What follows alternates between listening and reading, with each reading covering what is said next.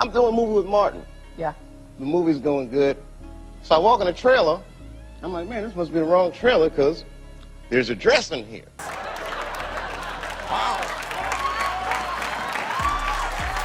Wow, wow, wow. But certain dots, like when I see that they put every black man in the movies in a dress at some point in their career, I'll be connecting them down like, wow, all these brothers gotta wear a dress. Dave Chappelle has never been shy about exposing Hollywood, but this time, his words cut even deeper. He's hinting that Kevin Hart, one of the biggest comedians alive, may have reached his level of success only after crossing a line he once swore he'd never cross. And if that's true, then Hollywood isn't just about talent, it's about what you're willing to give up. Back in 2005, Dave Chappelle walked away from a $50 million Comedy Central deal. To most people, that sounded insane. But when Dave finally explained himself, the picture got darker. He told Oprah that it wasn't about the money. It was about the conditions. Why'd you walk away from $50 million? Well, I wasn't walking away from the money. Yeah. I was walking away from the circumstances Uh-huh.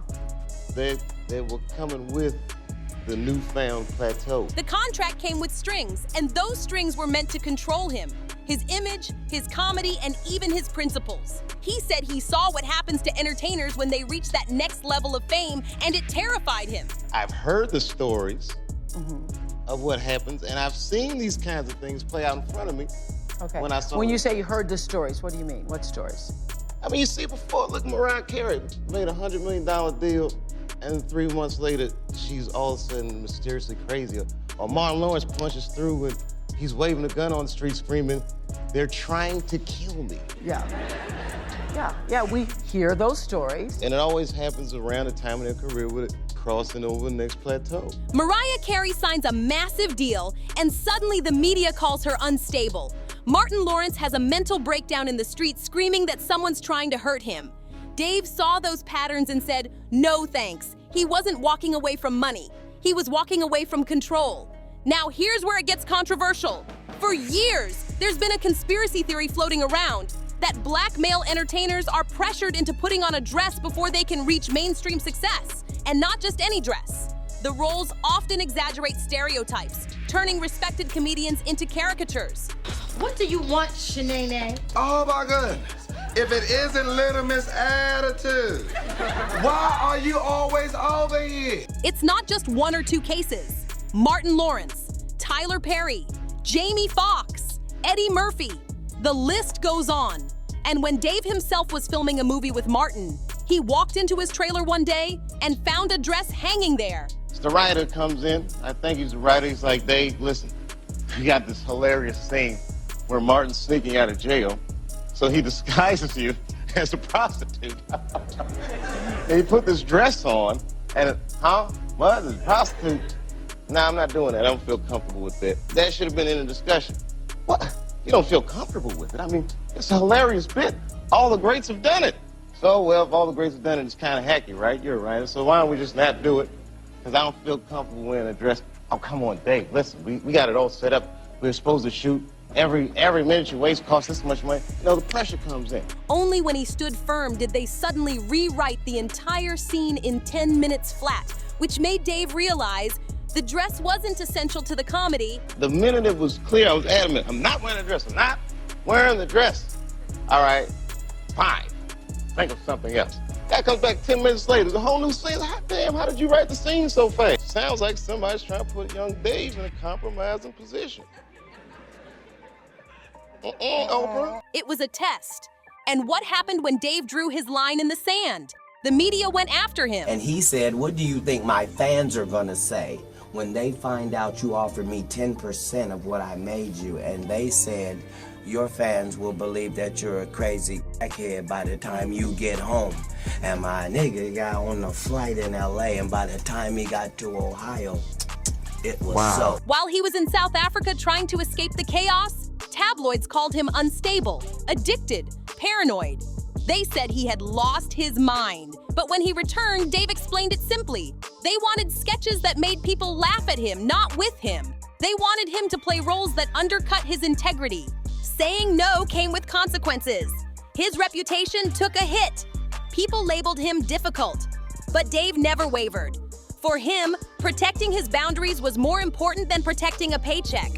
Now let's rewind to Kevin Hart before he became the global superstar we know today. In early interviews, Kevin was crystal clear. He said he had boundaries he'd never cross, that he knew exactly what would damage his personal brand, and that putting on a dress wasn't something he'd ever do. Dave Chappelle, another great comedian, said that, in the industry, they tried to make him wear a dress. Have you ever ran into that with scripts, and is there something that, you wouldn't do, for I definitely haven't ran into to put on the dress. I mean, you have to have boundaries. You have to have limits that you refuse to cross. For me, I know what they are.